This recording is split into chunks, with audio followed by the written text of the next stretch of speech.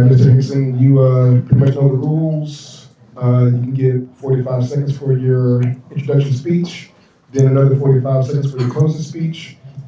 Please regulate yourself to 2 minutes for answering each question.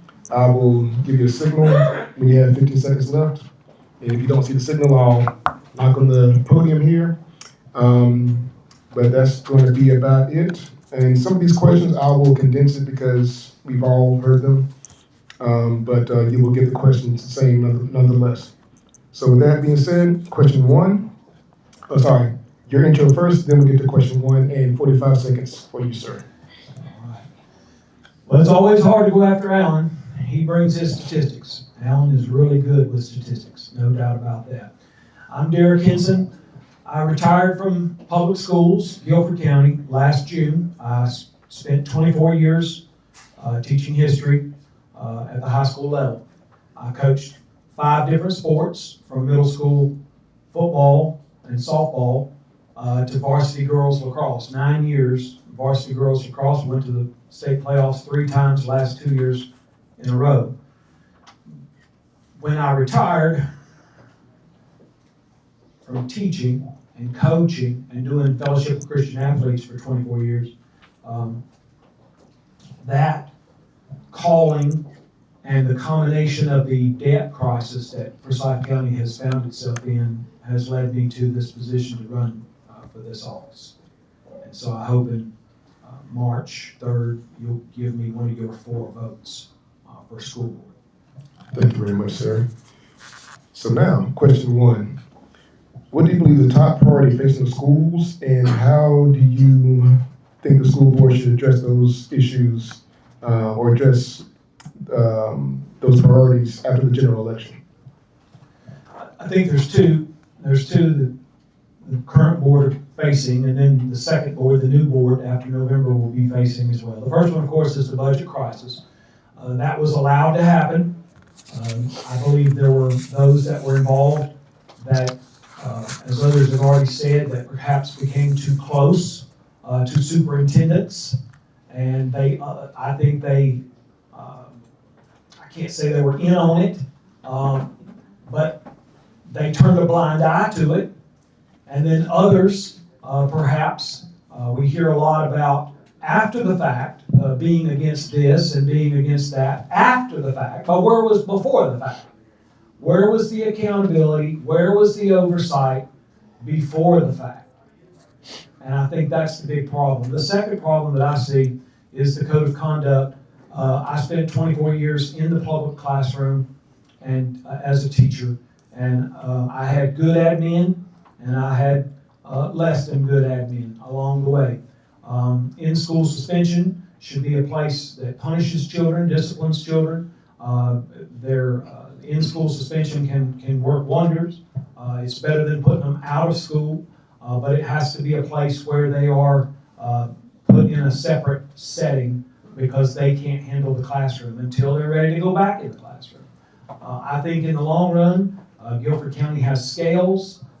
Stokes County, the church I used to go to on Meadowbrook near the fairgrounds in King, Stokes had their own alternative school. I think that would be a good idea as well, to have a separate setting like that for those that just cannot be in the regular classroom. All right, thank you very much, sir. Question 3. What actions should the school board take to rebuild trust with parents, taxpayers, and staff?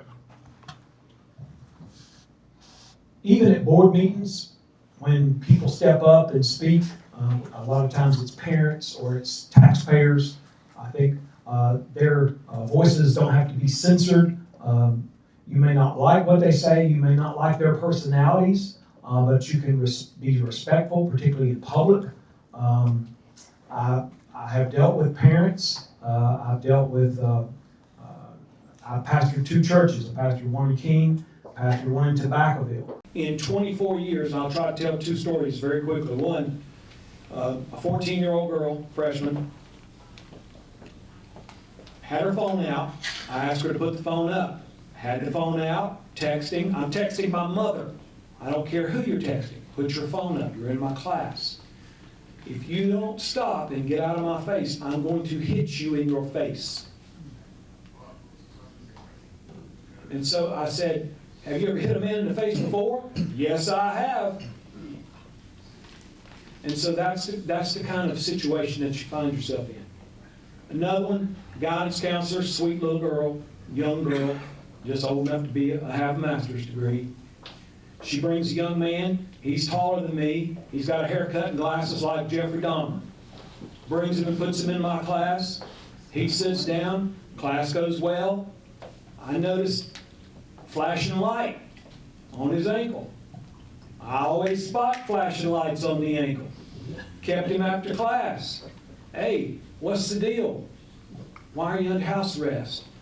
3 counts, conspiracy to commit murder. What? Yeah. Made a beeline straight down to the guidance counselor's office. You know what that young man is guilty of or being accused of? And you put him in my class? No, I have no idea, Mr. Hinson. I have no idea. I said, well, how about finding out? He told me 3 counts of conspiracy to commit murder. All right. Would you want your kids with people like that in the classroom? I didn't. I have grandkids now. I don't. Now that's Guilford County. But if you believe Forsyth's any difference, then just go sit in schools. We have got to deal with those types of environments. We have got to get those kinds of kids that are orally abusive or physically violent. We have got to get them out of the regular setting so we have safe, orderly, productive classrooms. And that'll bring parents back. When they're sure about that, they will bring their kids back and not pay somewhere to go to school. Thank you, appreciate that. Let's see, we are on question number 6. How will you handle the pressure, scrutiny, and controversy that comes with serving on a school board that has faced such severe financial mismanagement? And also, I will interject a little bit with this one. Scrutiny and pressure coming from parents, students, special interest groups, and what would you do to restore confidence for parents and taxpayers when you're facing such pressure from various different sources? Front end, back end. Back end, I spent 24 years in public schools. I've dealt with parents, I've dealt with admin, I've dealt with kids, of course. I've coached sports. Just go out and coach sports. Either it's for free or you don't make much. It's pennies per hour. Why do you do it? Because you love the sport, you love young people. So you deal with parents. You deal with parents. I've pastored 2 churches. Pastoring churches, you deal with a variety of diverse backgrounds. I've been in those situations in classrooms. I sold insurance, sales agent, service agent in insurance for 6.5 years. Dealt with clients sometimes with great loss, homeowners losses, life insurance, health insurance, car insurance, and so forth. I've been in those types of situations. I've dealt with people in a variety of backgrounds.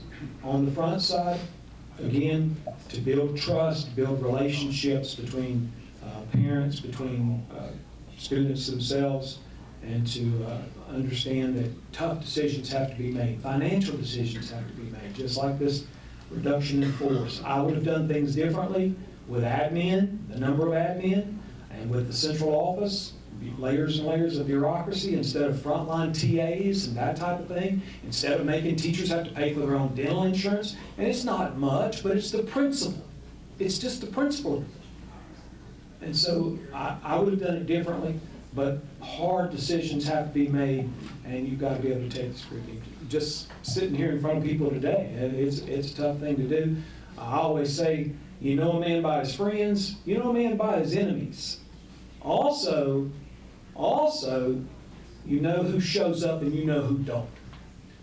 And sits right here or stands right here and answers hard questions. Look at the people that are here today and then think in your mind, who's not here today. Thank you very much, sir. Question 7. The mission statement of Winston-Salem Forsyth County Schools is to be competitive, to have interpersonal academic skills being taught and also workforce skills being taught locally and globally. and how to get students to contribute to society. In our school system, is that mission being fulfilled? Also, what do you think the school system is doing right, and how can we correct what is going wrong? In 24 years, Southwest Guilford, where I was at, we're Cowboys, we had our own mission statement. I took part in writing some of those. Every 5 years, we've had to sit down and do things like that as part of professional development. Guilford County has their own as well. I think, again, when you look at the situation, numbers, statistics, I like statistics, and the statistics don't usually lie. They are what they are. You look for the positives, and there are positives, but you look at the negatives. And the negatives, you've got to go back behind people, you've got to go back behind programs, and you've got to figure out, are they working? Are things getting better? Is reading comprehension skills getting better? Is math skills getting better? And yes, vocational skills are super important. These are jobs where you need no college or a 2-year degree, and you can come out and you can go into these vocations, carpentry, welding, bricklaying, plumbing, heating and air conditioning, and you can make good money. Good money. I have many, many friends that are involved in trades and make a good living. And I think the Career Center, I went to Career Center, I took architectural drafting over there, I took AP Euro over there, even when I was in school. The Career Center does a good job with that, but I think we can do a better job with that as far as vocational paths to graduation. Not everybody's going to go to college, not everybody needs to go to college, not everybody wants to go to college. You need vocational paths to graduation. All right, very good, sir. So I will reset the clock to give you 45 seconds for your closing speech. Again, I've spent 24 years on the front line. I spent 24 years in the classroom teaching history, teaching social studies, 9th grade through 12th grade. I got my foot in the door by taking an EC social studies job. I've taught EC classes. I've had inclusion classes. I know the importance of TAs. I know a lot of TAs were cut out of jobs with that reduction in force. In 1st grade, and 3rd grade, and 5th grade, and in high school with IEPs and read alouds and separate setting, TAs are important. You must have them. And those were the wrong places to cut. And I wouldn't cut those types of people, those positions. I spent 24 years in teaching. I spent 6.5 years in insurance, sales, and service. I believe I can be productive in the diligence and the responsibility on the fiscal end, and I understand what teachers face on the classroom side, and I hope that you'll give me one of those 4 votes on March the 3rd. All right. Everybody give her a round of applause.